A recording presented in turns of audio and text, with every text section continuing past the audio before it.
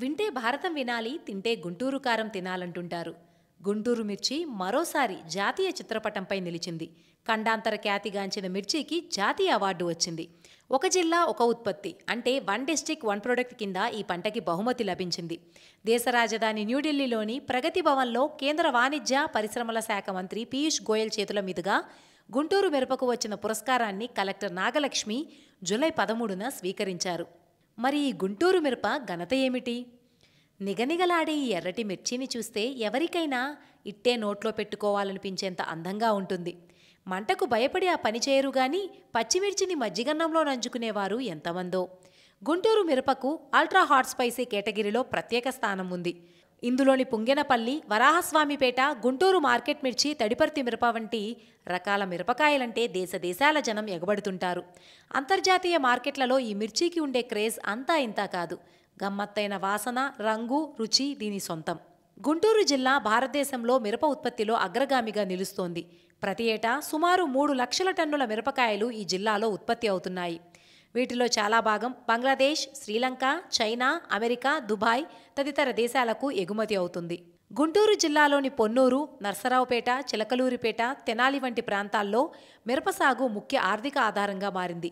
లక్షలాది మంది రైతులు తమ జీవనాధారాన్ని మిరప సాగుపై ఆధారపడి నడుపుతున్నారు. ఇక ఈ గుంటూరు మిరప చారిత్రక నేపథ్యానికి వస్తే, గుంటూరు మిరప ఉత్పత్తికి శతాబ్దాల చరిత్ర ఉంది. 19వ శతాబ్దం చివరి నుంచి గుంటూరు జిల్లాలో మిరప సాగు మొదలై బ్రిటిష్ కాలంలోనే మద్రాసు ప్రెసిడెన్సీ ద్వారా ఇతర దేశాలకు ఎగుమతులు మొదలయ్యాయి.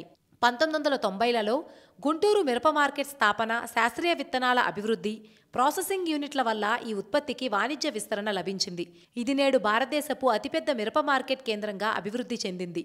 ఇక ఈ అవార్డు ప్రాముఖ్యత విషయానికి వస్తే, ఒక జిల్లా ఒక ఉత్పత్తి కార్యక్రమం కేంద్ర ప్రభుత్వం చేపట్టిన స్థానిక ప్రత్యేకతలపై ఆధారపడి ఆర్థికాభివృద్ధి తేవాలనే లక్ష్యంతో రూపొందిన ఆత్మనిర్భర్ భారత్ విధానాల్లో ఒక భాగం.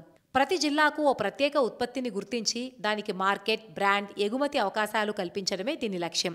2025 సంవత్సరానికి గుంటూరు మిరపకు బెస్ట్ ఓడిఓపి ఫుడ్ ప్రొడక్ట్గా ఎంపిక కావడం, అది ప్రాంతీయ ప్రత్యేకతకు జాతీయ గుర్తింపుగా చెప్పవచ్చు. ఇది స్థానిక రైతులకు ప్రోత్సాహాన్ని, మార్కెట్ అవకాశాలని, రాబోయే ప్రోత్సాహాల అవకాశాన్ని పెంచుతుంది. ఇంతటి ఖ్యాతి కలిగిన మిర్చికి కూడా ఈ ఏడాదిలో ధరలు లేక రైతులు దిగాలు పడ్డారు. నాణ్యమైన తేజ వంటి రకానికి కూడా గిట్టుబాటు ధర రాలేదంటూ రైతులు రోడ్లెక్కి నిరసన తెలిపారు. రాజకీయ పక్షాలు రైతులకు మద్దతుగా ఆందోళనకు దిగాయి. ఫలితంగా కేంద్ర ప్రభుత్వమే జోక్యం చేసుకుని కనీస మద్దతు ధర ఇస్తామని హామీ ఇచ్చి రైతుల్ని శాంతింపజేయాల్సి వచ్చింది. సరిగ్గా ఈ దశలో గుంటూరు మిరపకు కేంద్ర ప్రభుత్వం జాతీయ గుర్తింపును ప్రకటించింది. ఇది రైతులకు గౌరవాన్ని, భవిష్యత్తుకు ప్రోత్సాహాన్ని తీసుకువచ్చే మైలురాయే అయినా అంతర్జాతీయ ఖ్యాతిగాంచిన మిర్చికి కనీస మద్దతు ధర కూడా దక్కేలా చూడడం అవసరం, అనివార్యం. దీంతో పాటు ప్రభుత్వం మిరప సాగుదారులకు రైతు ఉత్పత్తి సంస్థలు, విలువ అధికరణ యూనిట్లు, ఐటీఎఫ్ మార్కెట్ లింకేజీలు వంటి సహాయక చర్యలను చేపడితే గుంటూరు మిరప మరింత మెరుగైన స్థాయికి చేరుకోవడం ఖాయం. ఇది కేవలం మిరపకాయ కాదు, ఇది నేషనల్ ప్రైడ్, తెలుగు రైతు ప్రతిభకు ప్రతీక, ఇండియాకి spicy brand ambassador. KFC, Nestle, Haldiram, Patak వంటి అంతర్జాతీయ కంపెనీలు గుంటూరు మిరపను వివిధ ప్రాసెస్డ్ ఫుడ్స్లో వాడుతున్నాయి. మేడ్ ఇన్ గుంటూరు అనే అన్సీన్ ట్యాగ్ ఇప్పుడు ప్రపంచ స్పైసీ బ్లెండ్లలో కనిపిస్తోంది.